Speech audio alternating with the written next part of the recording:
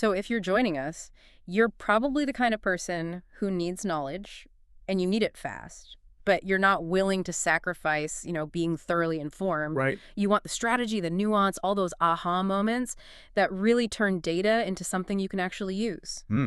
Actionable insight. Exactly.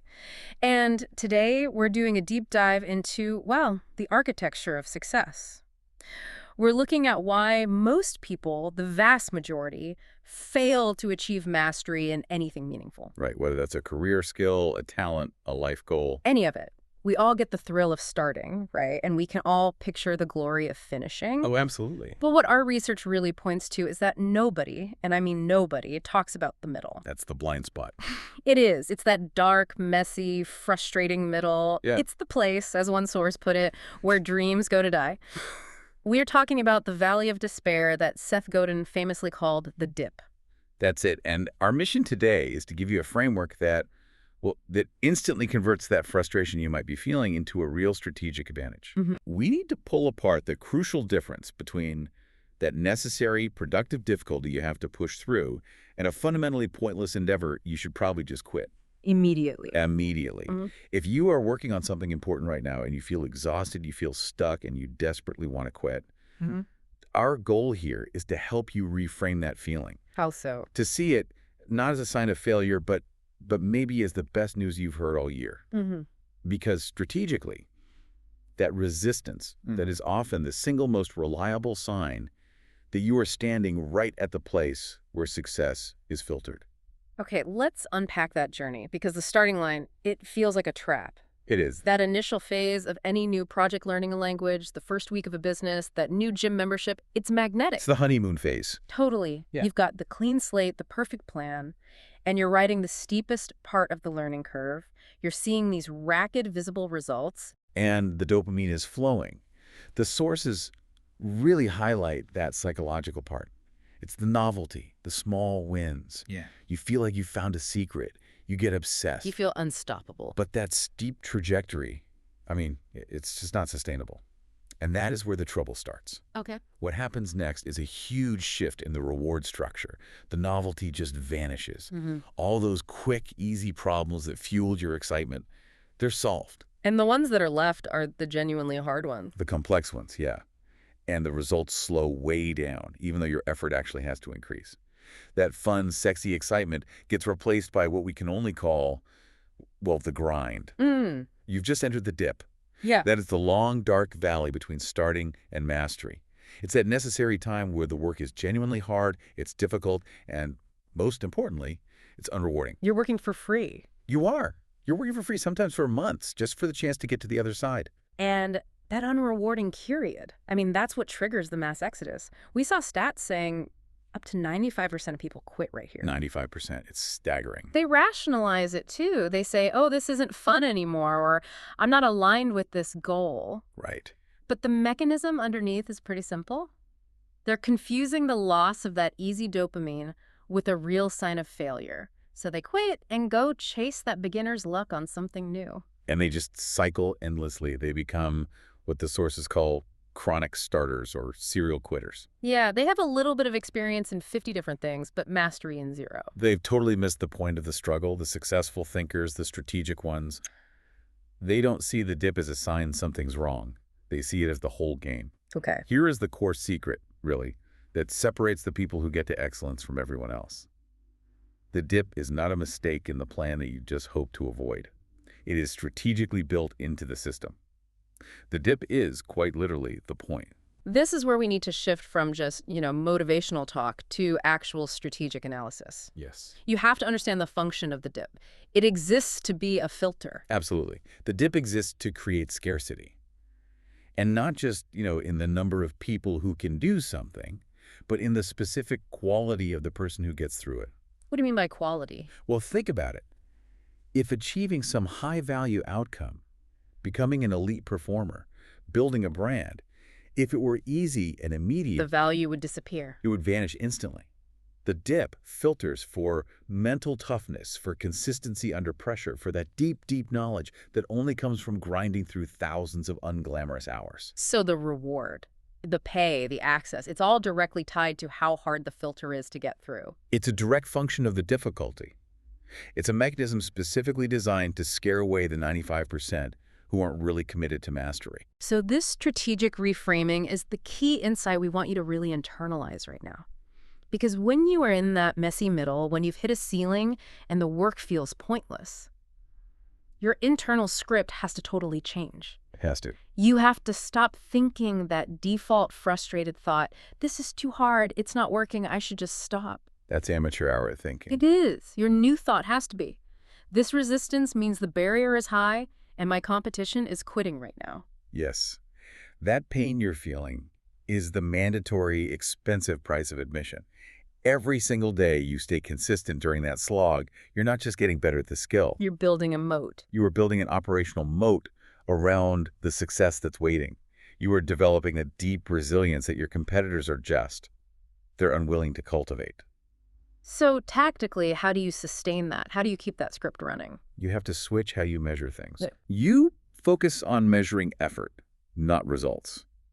In the beginning, sure, results are the metric. But in the dip, the results vanish. So a pro understands they have to switch their focus entirely to process. Like, did I write my 500 words today? Exactly. Did I spend the scheduled hour on that difficult piece of code? You're just collecting proof of commitment, not proof of immediate success. So that struggle, that feeling of confusion or even boredom. That's the process.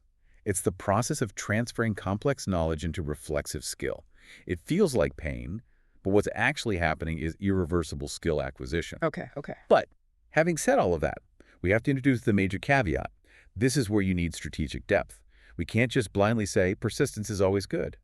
Strategic quitting is, in fact, one of the most critical skills for any successful professional. If you never quit anything, you risk getting trapped in something totally pointless. Wait, okay, that's a real challenge to this whole idea. How do we square that? The need to persist with the need to quit? If I'm in the dip, I feel like quitting. How do I know I'm not just being lazy? That is the crucial distinction. A dip versus a dead end. Okay. A dip is a temporary period of really hard work that leads to growth. A dead end, or a cul-de-sac as it's sometimes called, needs to be identified, and you need to quit it immediately. And a dead end is what? It's defined by stagnation. Yeah. You're working, you're putting in the effort, but the system itself is broken. There is zero potential for growth or breakthrough or leverage. You're just spinning your wheels. Can you give us a concrete contrast? Sure. A dead end might be spending 2 years trying to market a product that has zero market fit. No amount of effort is going to fix that core problem. Right. Or staying in a toxic job where the company structure literally guarantees you can never advance no matter how hard you work. That's an energy sinkhole. You have to quit that. And the dip, by contrast, that's where the difficulty is actually the prerequisite for the reward. Correct. A dip is the hard training before the marathon. It's the muscle soreness that signals growth. It's the 2 years of sleepless nights building a complex software product before you hit critical mass. The difficulty is temporary, but the reward is exponential. And the only way out is through. The difficulty is a sign that the opportunity is still real, it's just exclusive. So what's the test? How does someone listening know which one they're in? There's one ultimate self-check question. And you have to ask this before the resistance clouds your judgment. Okay, what is it? Ask yourself this. If I successfully conquer this challenge and achieve mastery, is the reward worth the struggle required to get there? Wow. Yeah, that simplifies it instantly. You have to really look at the prize. If the answer is an enthusiastic yes, then you are in a dip. The struggle is just mandatory overhead. It's not a sign to quit. And if the answer is a shrug or a soft no? Or, I don't even really care about that goal anymore, then you are trapped in a dead end. You're suffering for no reason. So quitting there isn't failure. No. Strategic quitting in a dead end is an act of massive resource reallocation. It's high-level strategy. You are freeing up your time and your energy for a dip that actually promises something meaningful. It is such a tragedy to quit too soon, though. The sources use this incredible analogy. Which one? It's like swimming halfway across the ocean, getting tired, and then deciding to swim all the way back to the start. Oh, that's powerful. You put in the maximum life-draining effort, all that physical and mental exertion, but you completely miss the reward on the other side. And that person gets back to the shore exhausted, just to start something new and do it all over again. Never realizing they were just feet from the shore of mastery. They quit right before the breakthrough. And that really brings us to the final defining difference here.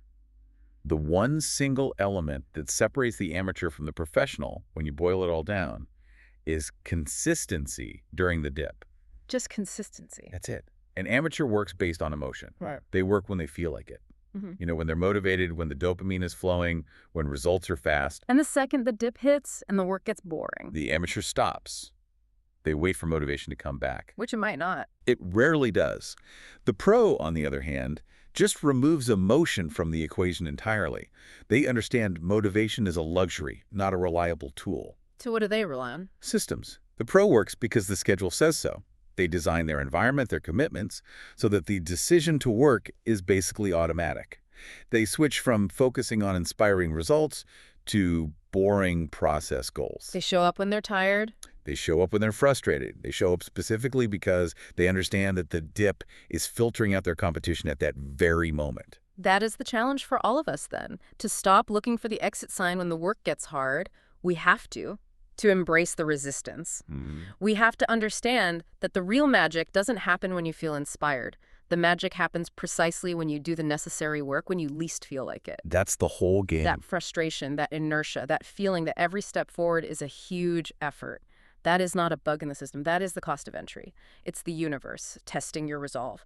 Pass that test, and the value is yours. So, to summarize this deep dive, the dip is the necessary intentional filter that ensures success remains valuable and exclusive. Your ability to stay committed and consistent, relying on systems over motivation, that is the only thing standing between you and mastery. And quit strategically. And quit strategically. But make sure you're quitting a dead end, not a dip. As we close out, I want to leave you with one final kind of provocative thought, pulling from the concept of anti-fragility. Yeah, interesting. If the dip is the test that pushes your current skills and your behaviors to their absolute limit, what does pushing through this chaos actually do to your mental structure? Will you just survive the struggle and eventually return to where you started, which is resilience? Or will you build a mind that actually gets stronger because of the disorder, because of the chaos and the sustained resistance? So it's not just about enduring it, but benefiting from it. Exactly. So consider what kind of foundation you are building right now in your own messy middle to actually benefit from the pain you are currently experiencing.